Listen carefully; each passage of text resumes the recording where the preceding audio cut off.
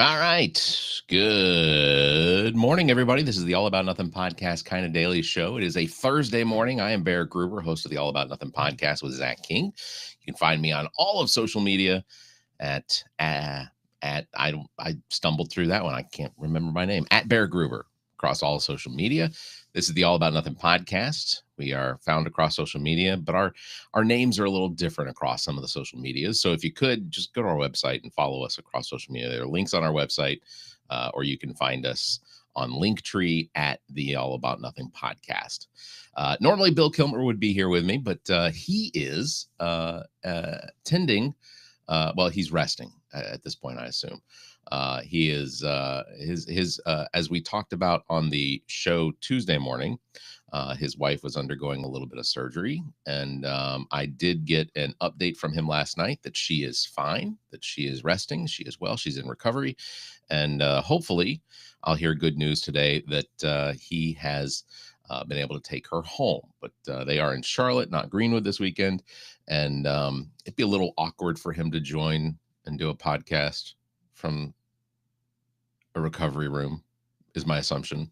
So no fault there on that. Want to remind everybody the 10th annual, I did it again, the 10th Masters of Putt Putt is coming up on Friday, August 22nd at Frankie's Fun Park in Columbia, South Carolina. You have a deadline of August 21st to sign up your 3-person team. Costumes are encouraged for this. Best dressed team wins prizes, so bring your A game and your wardrobe. Again, that is the Everplay Social, Sports and Social 10th Putt Putt, Masters of Putt Putt coming up. Also, just want to tell everybody the Columbia, the United States, the planet, they think we're pretty cool. They think this is a pretty good podcast. So if you do as well, we encourage you to go to our webpage, theallaboutnothing.com, where you'll find a link to vote for us for best local podcast. You can head over to our website, or you can check the show notes. There's also a link in our bio, so you can do that. Quick registration's required, but if you could go and vote for us, theallaboutnothing.com, you can go vote for the best podcast in Columbia, South Carolina. I don't know that they do have some national podcasts. They have some, but if I've looked into them, I'm pretty sure that they actually cost money to be able to do. Here on this podcast, we do love shouting out small businesses doing cool things, and ZJZ Designs is one of them. They make these really awesome seasonal and themed t-shirts, and they're not just eye-catching. They're high quality. I've ordered a few of them, and they've held up to the wash after wash after wash. Plus, they feel good, and it feels good knowing that I am supporting a creative shop and not just feeding the Amazon machine. So if you have something fresh, so if you want something fresh, funny, and made with a little extra heart, hit up ZJZ Designs. You'll definitely find something there that you will love.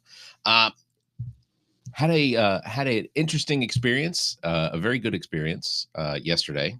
The podcast went out to Darlington, South Carolina yesterday. It is not a quick drive to Darlington, South Carolina, but we had a really good reason to. Went out to Darlington, South Carolina yesterday to the Darlington Country Club to sit down with Kerry Tharp. Kerry Tharp is at one point in his life was the associate athletic director at the University of South Carolina. He was there when South Carolina hired Lou Holtz as their head ball coach, as well as some ups and down seasons. But Kerry Tharp was one of the ambassadors for the University of South Carolina, as it were. And then after he retired in 2005 or so, 2006, he went to work for NASCAR. And after a short stint doing this job for NASCAR, they asked him to be the president of, and I may be saying all this wrong, but I'm pretty sure I'm pretty close to it. That he went to become the president of the Darlington Motor Speedway, where he did that for several years. Darlington, of course, hosts 2 races a year. You have the Memorial Day race and then another one in August. The Southern 500 is a big race. Darlington Motor Speedway, of course, is known as the track that is too tough to tame. I want to say that they call the track the Black Lady. Maybe I can't. I'm I'm not a huge NASCAR fan, and it's not that I don't enjoy watching the cars go around and around in circles for a long time, but it isn't something that entertains me a whole lot. I worked in radio in Atlanta, so I did attend the two Atlanta races several times during my stint working in radio because the one of the radio stations I worked for did the coverage for the races in Atlanta, the Atlanta 500 and Coca-Cola. I think I can't remember exactly the names, but I did do that for a little while when I worked in radio, and it was a unique experience. It's very loud, but it was, like I said, it was a unique experience, and I enjoyed it. But so Kerry also sort of has that same mindset, which is great.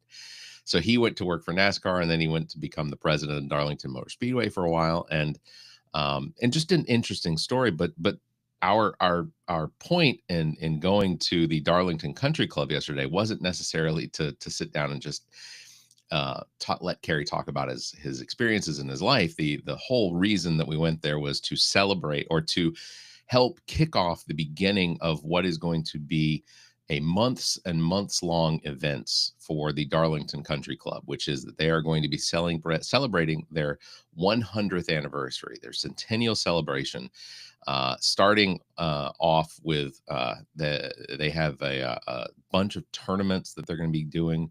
The Darlington Country Club in Darlington, South Carolina, is going to be having uh, uh, tournaments. That's what I said. Tournaments. They're going to have a bunch of tournaments. They're going to have a bunch of parties, and we went out there. I went out there because it was an opportunity to actually see the country club. It's beautiful. It's not the biggest country club that people have probably ever been to. It's not going to wow you with its size, but it is a really pretty country club, and it's laid out in a way that is just very accessible. And it was a really nice visit. We had a really good interview with Kerry. He drove us around on the golf carts, and we got to check out a bunch of the holes and things like that. It was just a really cool experience, and I really want to thank Kerry Tharp as well as the owners of the Darlington Country Club for having us out there, because it was a really nice, good event, and was really a great opportunity to sit down with Kerry. And unfortunately, Zach did not get to make it, but we did get to record a little birthday message for Zach, because Zach's birthday celebrated back in May. So a belated birthday, but Kerry Tharp is well known around Columbia, South Carolina, and anyone that is a graduate or in the University of South Carolina sphere. So really cool experience. Not going to be a super busy episode this morning. Something was brought to my attention yesterday that I did find to be really upsetting and disturbing. Um, so just a few days ago, on May 30th, an individual named Travis Decker picked up his daughters, Peyton, Evelyn, and Olivia, for one of his planned visits. So when he failed to return them to their mother, Whitney Decker, she reported them missing that evening. On June 2nd, their bodies were discovered near Rock Island Campground in Chelan County, Washington. And Travis Decker is now on the run. Travis Decker is a former Army serviceman with a paratrooper and ranger training. He was facing a disciplinary discharge from the National Guard and had recently been suspended from a carpenter's union. At the time of the incident, he was reportedly homeless and struggling with mental health issues, including a diagnosis of borderline personality disorder. His wife had expressed concerns about his declining mental health and unstable living situation, but did not view him as dangerous. So currently, like I said, Decker remains at large and is considered dangerous due to his military training and survival skills. Authorities, including the FBI and U.S. Marshals, are actively searching for him. There's a $20,000 reward for has been offered for information leading to his arrest. The public is urged not to approach him, but to call 911 if he is spotted. This is deeply disturbing. And we don't know all of the circumstances behind exactly what happened, except that uh, his daughters, his wife's separated wife, whatever, um, their daughters are dead. And as a result, a community is completely broken by this. Uh, so it's imperative, if you're listening or watching in that area, in the Washington area, please just be aware that there is an individual out there that has committed a heinous act, and allegedly committed a heinous act. But again, the bodies were discovered at the Rock Island campground in Chelan County, Washington. So just keep that on your radar. Um,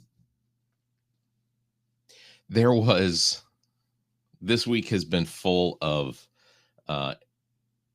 discussions and talking about how Elon Musk and Donald Trump have parted ways in such a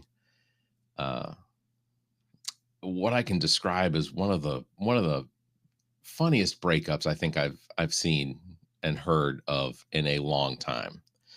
I don't know, and I don't know that we'll ever know exactly what the circumstances were behind Elon Musk's departure as a. They keep calling him a federal employee. I don't necessarily believe that he was actually being paid for the services that he was doing. Now it's entirely possible. Doge, it's entirely possible that they were all considered employees and they were being paid. I don't know if you are literally operating a government agency without any sort of congressional oversight. I'm not sure how you get that funded, you know, because Congress, the House of Representatives, is the budgetary side of our government. They do pass laws and things like that, but they are responsible for the bills that then appropriate money for programs. So I'm not entirely certain as to how Doge got funded. It doesn't it knowing how government works, because civics classes and things from high school and political science classes and things like that, you understand that Congress has to pay for things. You can't just make up government entities without government paying for them. So I'm not 100% certain that Doge was being paid for. It's possible it was.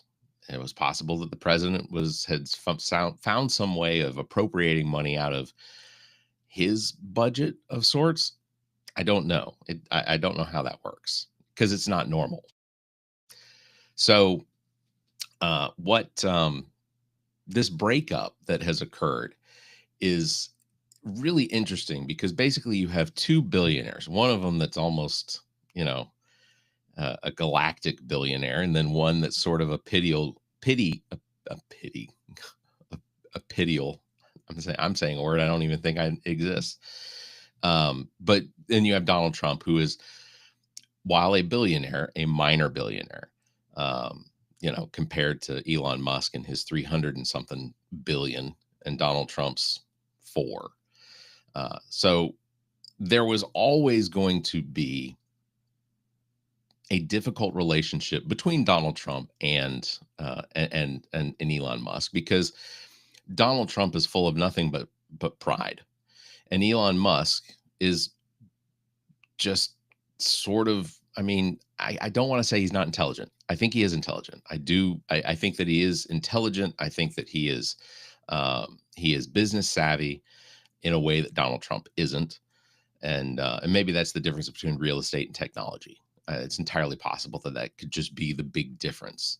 But Elon Musk also has made his billions off of the United States government.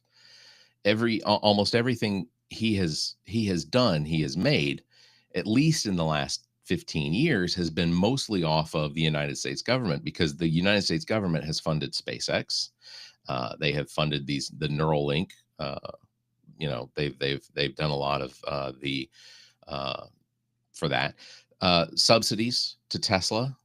The United States government has funded subsidies to Tesla because of our country's desire to push forth into a more uh, client friendly environment, and so Elon Musk has profited off of that.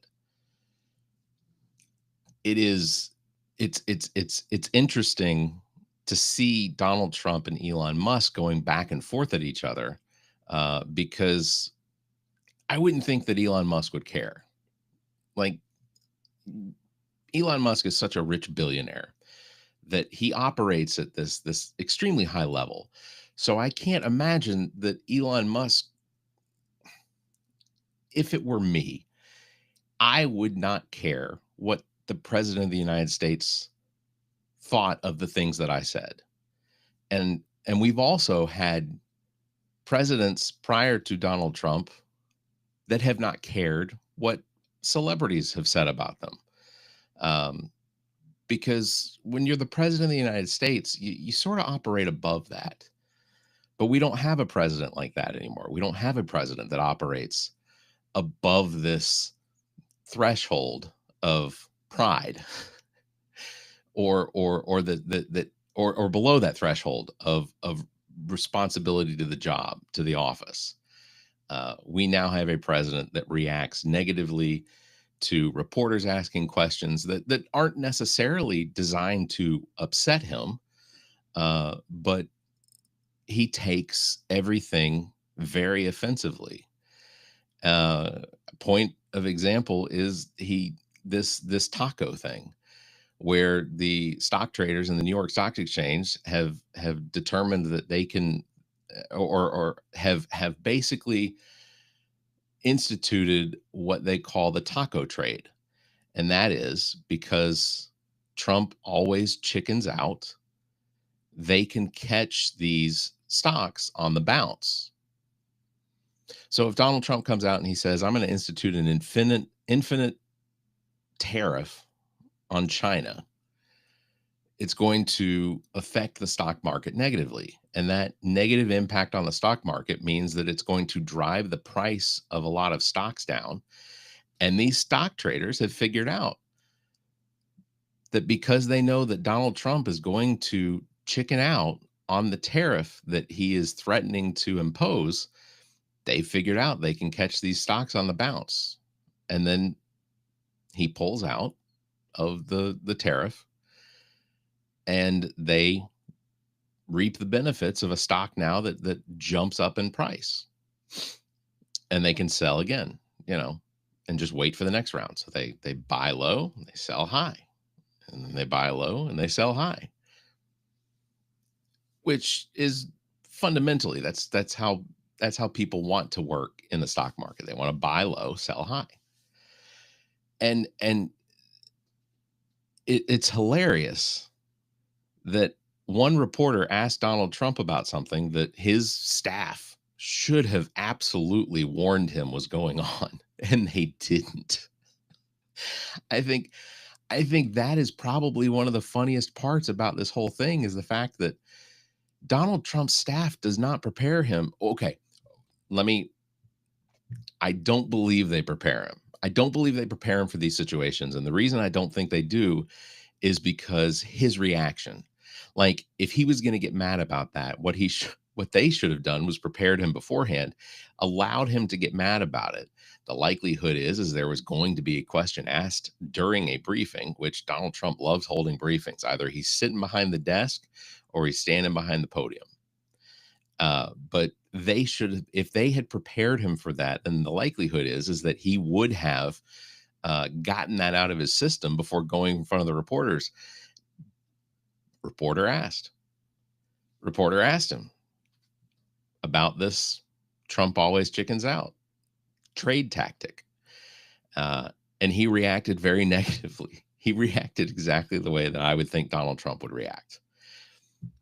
And, I see a lot of comments. I see a lot of influencers videos on Instagram or TikTok or Facebook or whatever, talking about how the MAGA movement is pulling away from Donald Trump. They are having a negative reaction to the uh, I guess to his just behavior, the fact that he has not brought prices down on groceries, the fact that the he is pushing for this big beautiful bill, and we are getting more and more information about the negative impacts to the middle class and the lower class, the middle class, low class.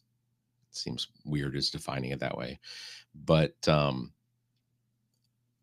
they are beginning to see, and as reporting comes out more and more, this some thousand plus page bill is going to have a negative impact on a lot of people. There some number of millions of people that are probably going to lose their Medicaid. There are some millions of people that are going to lose their SNAP benefits. There is wording in the bill that will require that in order for you to receive Medicaid, that you have to have a certain threshold of work hours in a week or a month.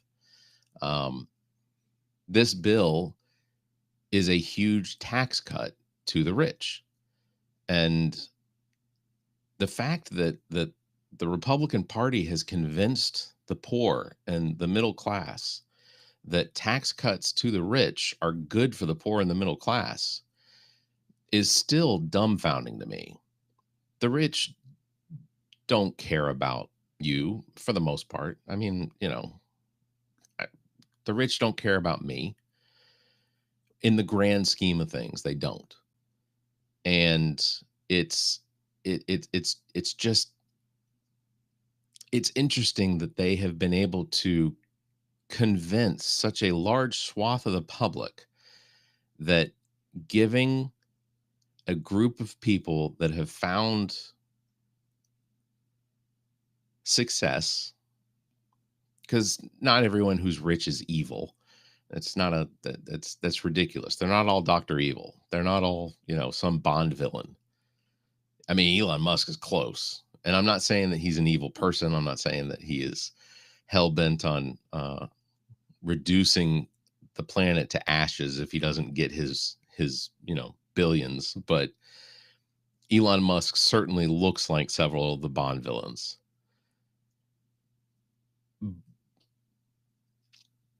But I'm just saying, not the rich are not evil people, but it is disturbing how our government tends to just bend at their whim. That we have basically about 600 individuals in this country that control 99% of the wealth in this country. That there are about 15 people in the United States that could buy our military outright and still maintain their wealth, just based on the cost of what it takes to maintain our military over the course of a year, which is about $1 trillion. uh, but you know there are 15 individuals that could basically buy our military and have money left over. But this being convinced, the middle class and the poor being convinced that doing favors for the ultra rich in the United States is going to somehow lead to our benefit doesn't make sense to me. And if you have any ability to think uh, in a manner that is critical, you would look at that and you would say, yeah, this is silly. The rich don't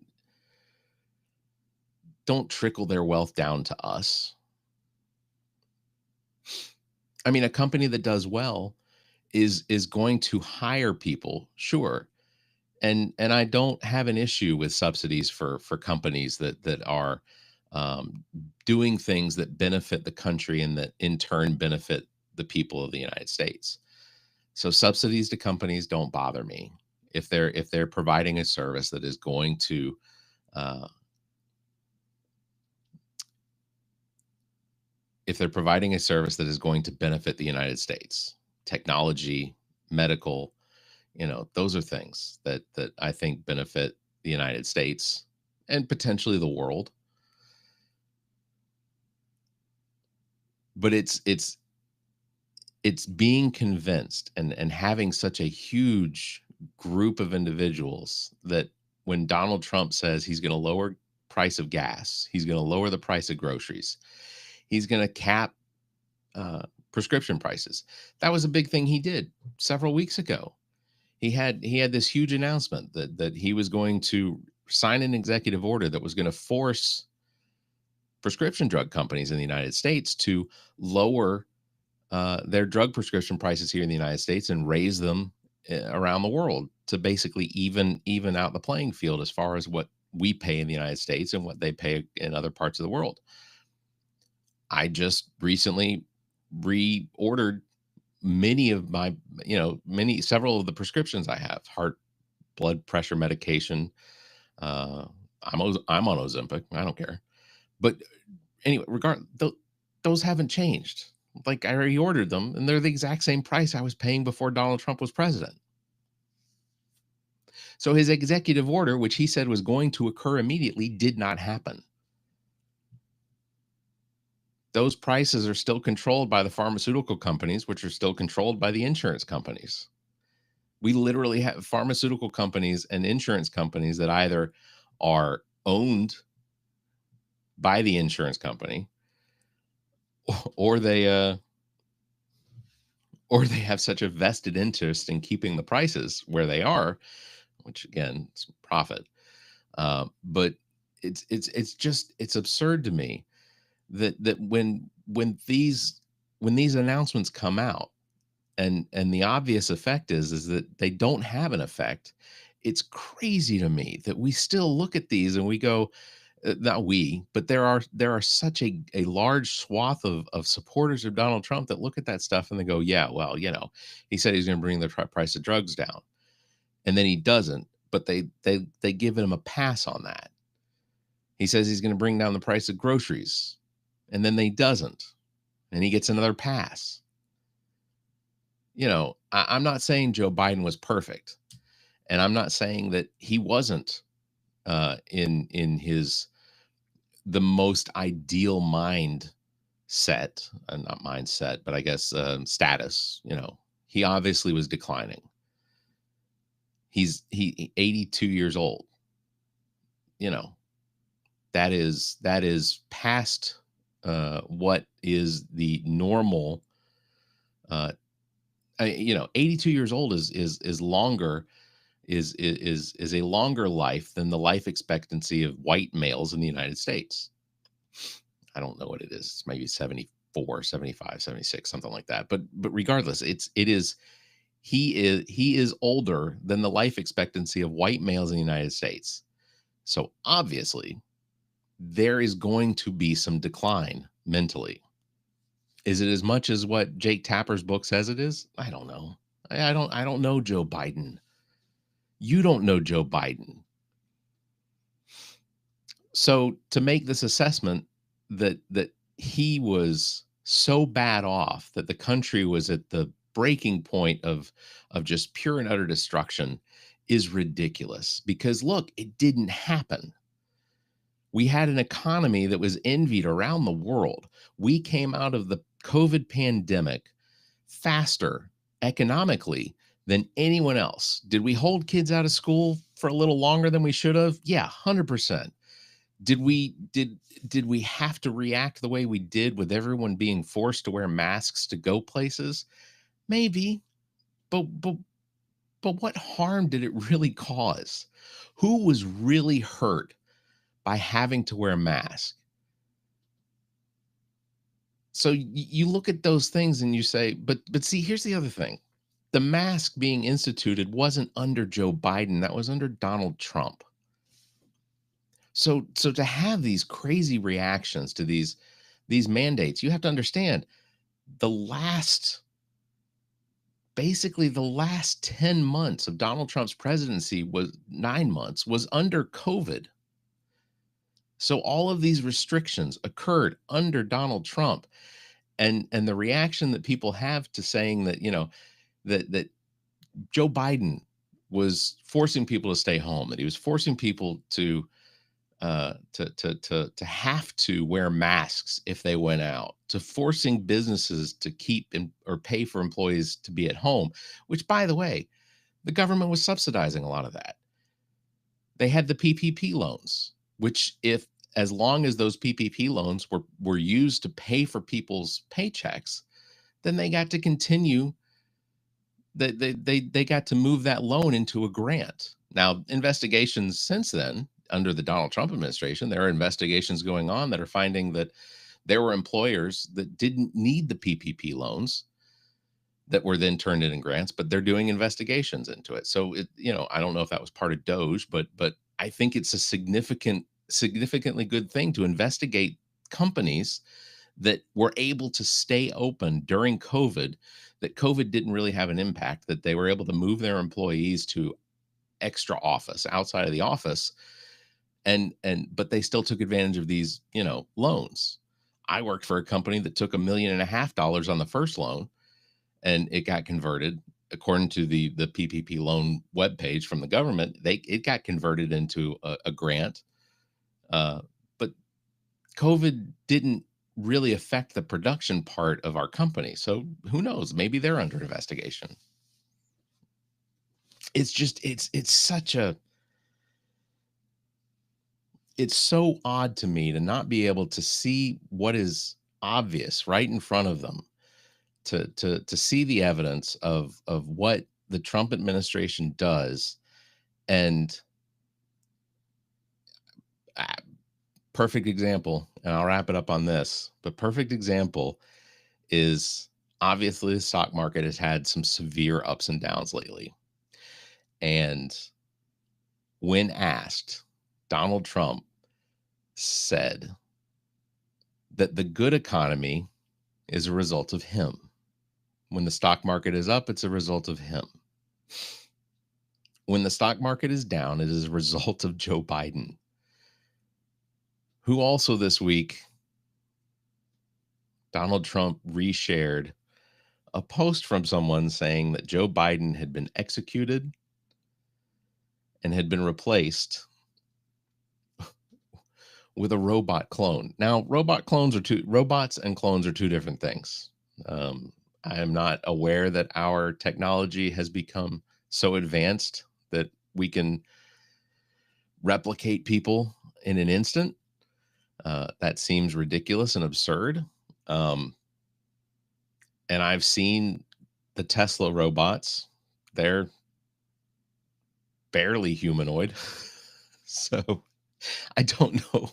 I don't know where that technology is that could give us such a identical pairing of Joe Biden. So, I'll just say this: I don't believe that that the stock market has ever been as affected by presidential decisions as it has under Donald Trump. It is a roller coaster. My 401k has not recovered since the initial big tariff announcement and drop. I don't know that it will.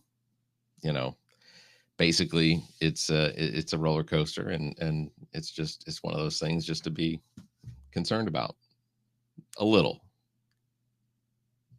I think the important thing is, as long as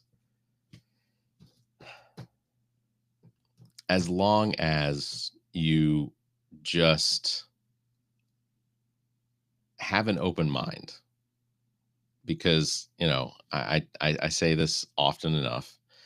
I want Donald Trump to be successful at making the country good and the country great, because to root against him is not, it's counterintuitive to what it is that we all probably want to achieve in the United States.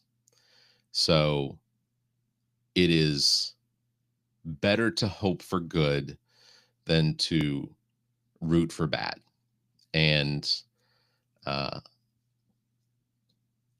I think I think that's probably the best way to look at it. And also just recognize that everything between birth and death is entertainment. Whether it's good or bad, it's entertainment. So that's going to wrap it up for today. Big thanks for everybody that tuned in.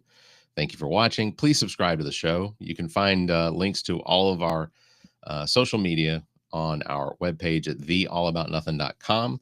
As well, just to remind you, we are up for Best Local Podcast in the Columbia, South Carolina, Best of Columbia. So if you go to our webpage, please give us a vote. There's a link at the top of the webpage that will take you to the Post and Courier's Free Times Best of Columbia voting. Again, we're in the local media / Best Local Podcast. We did win it back in 2023. We were runner-up in 2024. So we're trying to go for that win again. So really appreciate if you could do that. Follow us across social media as well. That would be wonderful. And that way you will know when we are doing stuff. Episode with Kerry Tharp comes out on Monday. It was a really great interview. I sat down with him over the Darlington Country Club in Darlington, South Carolina. Had a really good time with Kerry, and I look forward to getting that edited and released. It's gonna take me a little while to do that, but I'll have that out on Saturday for members and Monday for the public. So you can catch us live every Tuesday and Thursday right here on across YouTube, Twitch, Facebook, Instagram, all of our social medias. As well as we replay this on TikTok as well. So until next time, you all stay safe, be kind, and make sure to keep your hands to yourself.